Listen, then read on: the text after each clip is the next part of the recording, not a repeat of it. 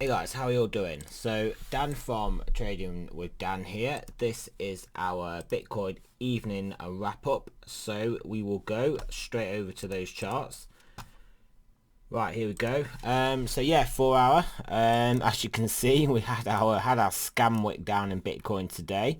So that managed to stop me out of my long position. I think I told you guys, didn't I? My stop was around here, just above 9,100.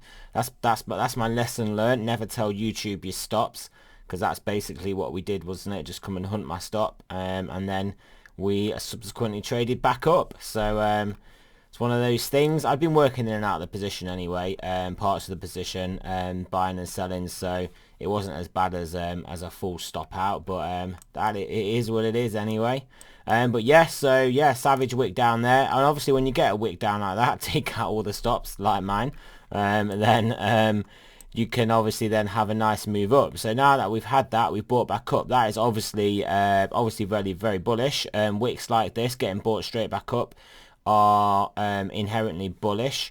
So realistically, we would be looking to target the top of this channel. And then are we going to break out or not? I don't know. How long it will take to get there, I don't know. Maybe it will coincide with this sort of level here. We'll extend this. We'll not the drawing tools. We'll extend that. Maybe it's going to coincide with a round up here, and we'll get rejected down. We'll just have to monitor this. Stock market's recovered a little bit today, but obviously after initially going down a bit, which incidentally coincided with Bitcoin going down a bit as well. It's funny that, isn't it? I have got some really interesting information for you guys. We obviously people talk about Bitcoin being manipulated markets, cryptocurrencies being manipulated, just markets generally being manipulated. So I have this amazing statistic that I literally I couldn't believe it when I heard it. And I'm not able to do the maths, but I heard it from a reliable analyst, a reliable source at a reliable company, at a reliable hedge fund. And yeah, so basically this is a statistic which is insane. It's insane to think. So as of the 1st of April, which is basically here, so the 1st of April open, the S&P has gone up by basically about 600 points, as you can see here. Yeah, there or thereabouts. We'll call it 600 points. 600 points. So in that period of time, right? This is the incredible thing about what's happened. If you were to buy, I've bought the stock market, bought the S&P at the open of the New York Stock Exchange, and then sold at the close on every single one of these trading days between the April the 1st and now and today, or yesterday, whenever they compiled it. It was this week they compiled the data, so it was probably yesterday. Between today and the 1st of April and yesterday, if you bought at the open and sold at the close, you would basically have made no money. Like literally no money. All the gains, all 600 points, have all been from overnight out of hours trading. So if you bought the stock market, the S&P, at the end of the trading day, bought it at the end of the trading day, and then sold it on the open of the trading day, so obviously when the market then has opened up wherever it's opened, then you would be up 600 points. All of the gains are from overnight. So right, why is this manipulation? Why is this manipulation? So you guys may have heard me talk about it before, like the 3 a.m. buyer that buys the E-mini futures to basically jam up the stock market overnight on low volume when there's no liquidity, so they can get the most bang for their buck. And then yeah, and obviously, so that's basically the only point markets have gone up. And then when the cash market's open, the market where you can actually sell the actual stocks, not just trade the futures contracts. When those markets open, I mean, obviously people have just been selling into basically that artificial high. So it does beg the question, where are all the shares going? Because they're all getting sold in the cash market. The market's getting jammed up, so overnight. So it's basically like, well, obviously with the shares are going to the people that buy them, but the people that are selling them are obviously locking in gains that have basically been gifted to them by the whoever it is that is buying the stock markets at 3 a.m. in the morning. So it's very apparent for anybody watching the futures that this is happening at overnight at pretty much the same time, and when we have down days basically.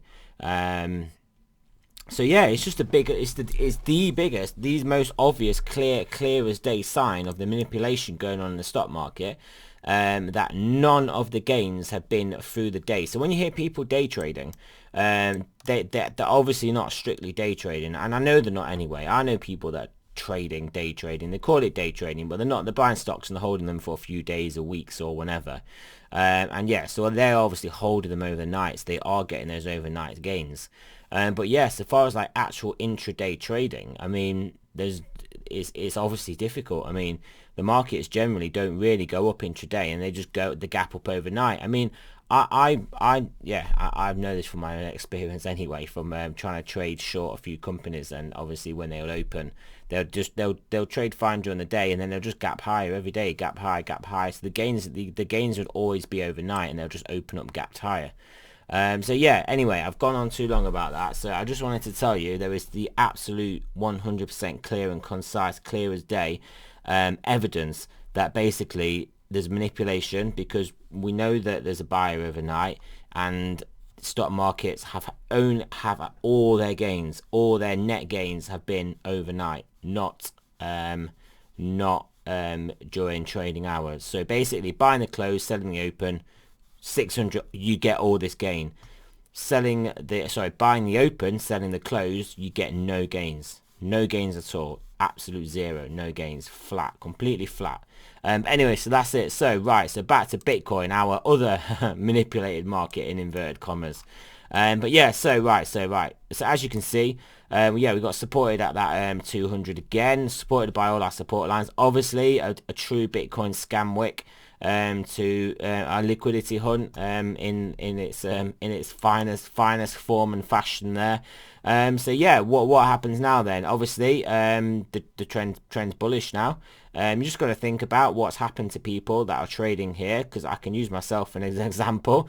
I had a long position. I basically stopped out my long position, so I'm now not in a trade, and I'm now looking. To be honest, I was basically going to buy exactly at this level again when we came back up, but I just didn't, because it kind of moved quite fast, in all fairness. And then when we started to come down, I just thought, are we just going to take another swoop lower again now? And I basically just bottled the trade.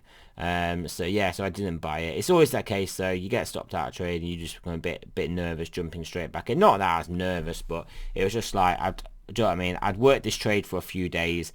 I'd made some profits. I'd given basically all of the profits back and a little bit, which is not bad, because hitting my stop on my position size obviously would have lost a lot of profit if that was just straight down from entry to exit. But yeah, and I was just like, oh well, that's it now, scrap that. My altcoins are doing well. Let's look at them instead. let's look at Binance margin. But anyway, so basically what I'm trying to tell you, so obviously people got stopped out, they're not in a position, they're not long, so those people are all left to come in and buy the market. So obviously if we start to look really bullish again, I will buy this market, I'll buy the market again. I'll not necessarily market buy, but I will buy into this market. Obviously on leverage trade, because obviously I'm trading on BitMEX, so I'm in Bitcoin anyway. So that's kind of the psychology behind it. Well, it's not even a psychology, that's a technicality of how the market works. People get stopped out. I didn't get liquidated, but people get liquidated. People get stopped out of their positions, hit their stops, and then those people are now left to buy at some point still, because they still want to go long when we look bullish again. That's kind of what I'm looking at here.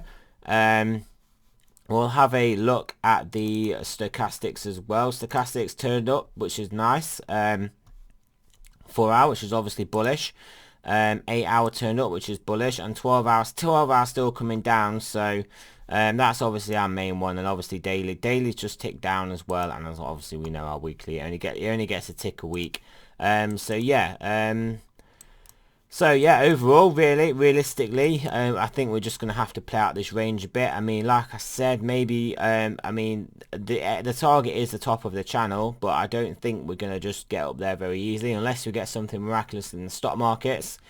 And by miraculous, I just mean normal, just something normal in the stock markets. They go up a lot, but yeah, it just seems like we will drift our way. Like I was saying before, it just feels like we're gonna float our way up. I mean, we floated our way up a bit, we came down again, and I feel like we'll float our way back up again, and then we'll have to address this up here, which I do think we're gonna find a lot of difficulty with. I think we're gonna find a lot of difficulty.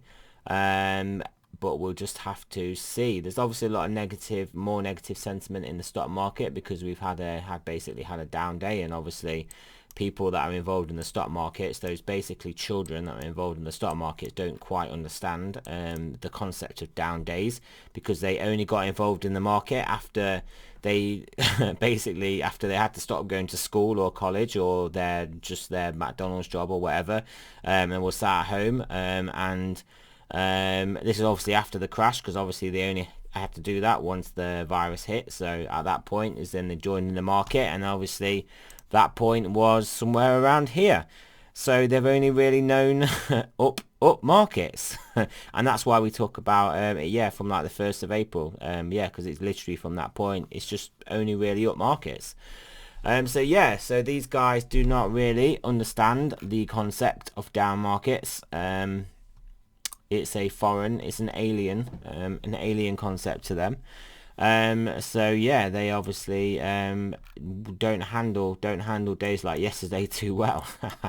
But anyway, so right, that's the end of today's video. I hope you guys found that information useful, and not useful but interesting about the stock market, because I know that I did waffle on a bit, and I probably used maybe some of your time that you just wanted to know about the Bitcoin chart. But yeah, we'll have a quick whiz through the TDs as well, but we're not really going to have much because of just basically the tightening price action. So I'm actually not going to bother looking through because we're not going to have anything other than price flips. But yeah, so that is it.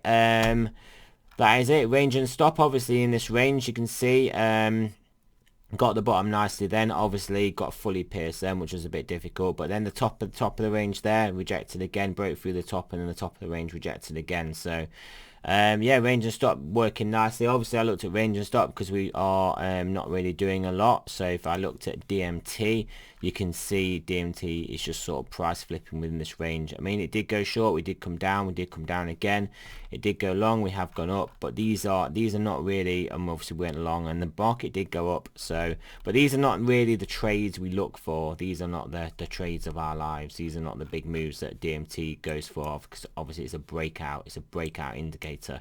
But anyway, so that's it guys. So thanks for listening. Remember, this is not a financial advice. I'm not a financial advisor. Always do your own research, and yeah, and I'll speak to you guys in the morning.